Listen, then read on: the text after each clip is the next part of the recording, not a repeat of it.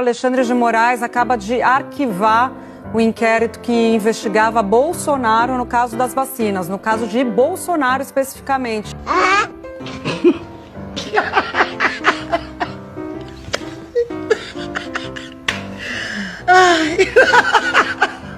O Procurador-Geral da República, Paulo Gonet, pediu o arquivamento da investigação contra Jair Bolsonaro. O quê? O ministro do Supremo Tribunal Federal decidiu agora acatar a decisão da PGR em relação a Débora, aquela mulher que pichou a estátua da Justiça em frente ao Supremo Tribunal Federal. Meu candidato à presidência da República é Jair Bolsonaro e eu vou ser candidato à reeleição em São Paulo.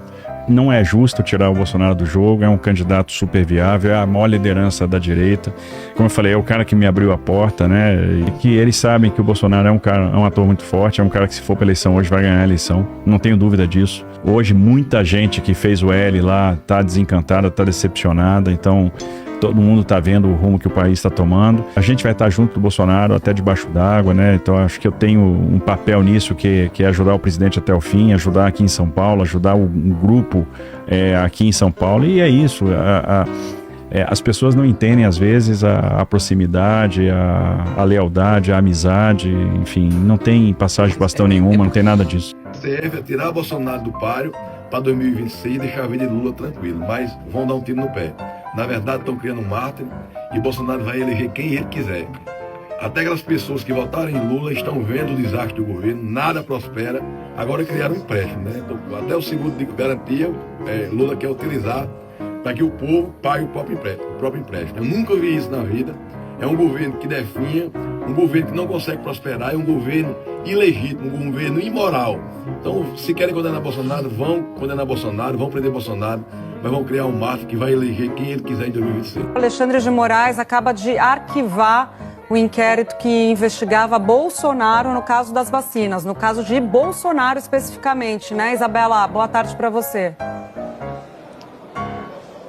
Especificamente no caso de Bolsonaro mesmo. Júlia, boa tarde para você. Boa sexta-feira a todos que nos acompanham. Portanto, o ministro Alexandre está seguindo o entendimento da Procuradoria-Geral da República, que tinha sugerido o arquivamento. Por quê? Ele basicamente falou o seguinte: olha, no que diz respeito a essa inserção de dados falsos para alterar as carteiras de vacina, nós só temos a palavra do delator Mauro Cid. Ele disse que fez a inserção de dados falsos a pedido do ex-presidente Jair Bolsonaro, o que não foi possível comprovar. Por conta disso, sugeriu o arquivamento e o ministro Alexandre está, portanto, seguindo o entendimento da Procuradoria-Geral da República. Um tribunal que tem 5 ministros. O primeiro, Alexandre de Moraes, que ele mesmo julga se ele é parcial ou não. O outro, Flávio Dino, que é amigo do Lula desde quando o Dino era mago. Terceiro, ministro, era ex-advogado do Lula, Zanin. O quarto e o quinto foram indicados pelo PT. Senhores, vocês estão de sacanagem? Vocês vão falar comigo que esse julgamento é sério?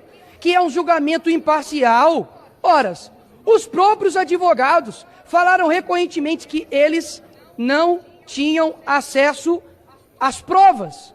Em qualquer país normal, isso já seria motivo de nulidade. Agora, o ministro Alexandre de Moraes, todo amostradinho, quis colocar lá os vídeos do dia 8, da baderna que foi feito aqui.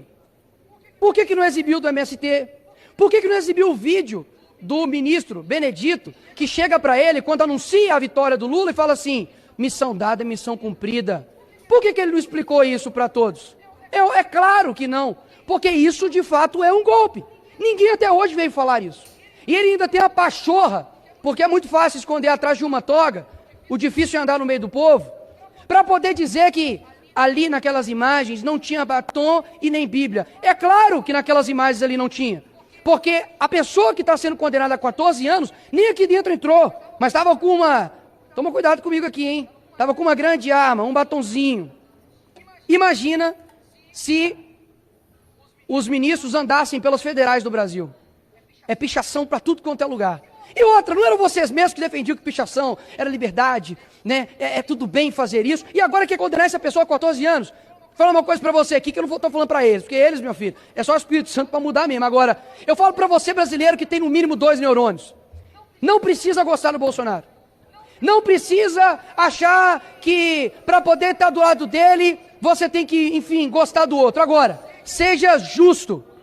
É inacreditável você falar que esse cara vai para a cadeia porque ele tentou dar um golpe fictício lá dos Estados Unidos, enquanto não tem nenhum corrupto da Lava Jato preso, enquanto não tem nenhuma pessoa que comete crimes sérios nesse país, como no PCC e no CV, estão sendo soltos pelo STF. É inacreditável a vergonha que se tornou o STF. Vocês, sim, são os covardes e têm manchado a história desse país. Vocês podem ficar calmos, tenham paciência e um dia nós venceremos. Obrigado, presidente.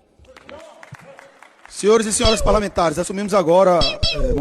Pessoal, e ontem, dia 27 de março de 2025, aconteceu a paralisação em Brasília, sabe de quem? Dos professores. Essas imagens que vocês estão vendo aí atrás, foi lá na Funarte, ali no centro de Brasília, próximo à feirinha da Torre, aonde eles votaram e decidiram aí pelo indicativo de greve. Parece que vai ter greve dos professores de Brasília.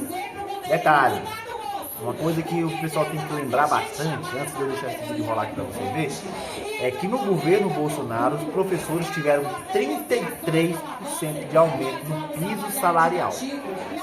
33% no piso salarial tiveram de aumento. E agora, em 2025, no governo atual, o que acontece? Eles estão aí no meio do sol, marchando, brigando entre si, gritando, pedindo aí reestruturação de carreira e mais respeito para a categoria. Lá atrás, no governo do ódio, eles tiveram 33% de aumento no piso salarial e agora no governo do amor, nada se deu ainda. Olha só como é que foi a manifestação deles aí. Recomposição do quadro da carreira do magistério público já! Então vamos continuar na unidade, aprovar o estado de greve, aprovar o calendário que está aqui no edição extra e vamos rumo à vitória, porque nós não somos galho, nós somos peixe. E parafraseando mais uma vez o poeta Mário Quintana, dizer para o governador, vocês que estão aí atravessando o nosso caminho, vocês passarão, nós passarinho, vamos juntos, porque poderia só não fazerão. Muito obrigada, Márcia. O sistema de tecnologia da Secretaria de Educação não funciona, não ao ponto eletrônico, não à sociedade do controle, não ao vigiar e punir. Somos professores, professoras, educadores e educadoras que construímos a educação, a formação e o futuro desse país. Somos nós e a EAP que nós precisamos defendê-la, que é a alma da educação, que realiza a formação e as mulheres que fazem realizam as políticas educacionais. Então, gente, nós estamos aqui disputando o orçamento público, o orçamento para a educação pública. E a nossa reestruturação do plano de carreira em 19,8%. Que a gente esteja unificado, não só no dia 23/4, com o nosso estado de greve, que a gente possa estar unidos também para o dia 29/4, de Marcha Nacional da Classe Trabalhadora, e no dia 1º de maio. Viva a luta, viva a educação, viva o nosso sindicato forte. Obrigada, Ana. Próximo, Camille. Em seguida, Carlos Maciel. Bom dia, companheiros e companheiras. Bonita Assembleia, praticamente de início de ano letivo. Queria dizer uma coisa, esse sindicato comemorou 46 anos no dia 14 de março. Nesses 46 anos, nós convivemos com inúmeros governos. Governos das mais variadas vertentes, das mais variadas cores. Governos que nos impuseram fazer grandes lutas. Nós precisamos entender este governo que é sócio daquele que ontem se tornou réu no STF. Esse é esse governo que desrespeita essa categoria. Nós temos que entendê-lo, porque ele usa a mesma metodologia, que é tentar nos dividir. É um governo, e eu vejo aqui as várias pautas nossas aqui na Assembleia, eu vejo os companheiros do Convoca Já numa luta ardente para que a gente deixe de ter esse quadro imenso de contratos temporários e passe a ter professores efetivados. Eu vejo os companheiros, mestres e doutores aqui na luta. Eu vejo os companheiros, que somos nós, na verdade, da educação inclusiva que está sendo desmontada. A gente sabe que esse governo aponta em várias linhas numa tentativa de desmobilizar essa categoria. Nós temos que dar um recado muito bem claro a esse governo. Qual é? Nossa unidade é a nossa grande força. É ela que nos mantém. Por isso, aqui hoje, nós devemos aprovar o nosso estado de greve, porque o estado de greve vai nos tornar um estado de mobilização permanente, para que esse governo venha para a mesa e possa negociar uma proposta que valorize e que seja decente para a educação. Esse governo que não investe em educação. Nós estamos assistindo um desinvestimento na educação. E o investimento que o governo faz é em ponto eletrônico, que não serve para a educação. A gente vê um governo gastando em diário eletrônico, que é um caos e não funciona. Companheiros e companheiras, nós temos condições de construir as grandes mobilizações, como a gente está fazendo hoje aqui nessa Assembleia, e nós vamos fazer.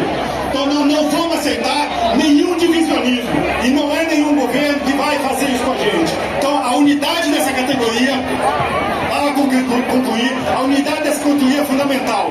Por isso, estou aqui dizendo que a gente precisa aprovar esse plano de lutas proposto aqui pela diretoria, e no dia 23, nós devemos aprovar a Assembleia para o dia 23, para que cada um que esteve aqui chame todo mundo para a gente fazer uma Assembleia muito maior do que essa e mostrar para esse governo que essa categoria não abre mão da sua luta, independente do governo que for. Até a luta, companheiro.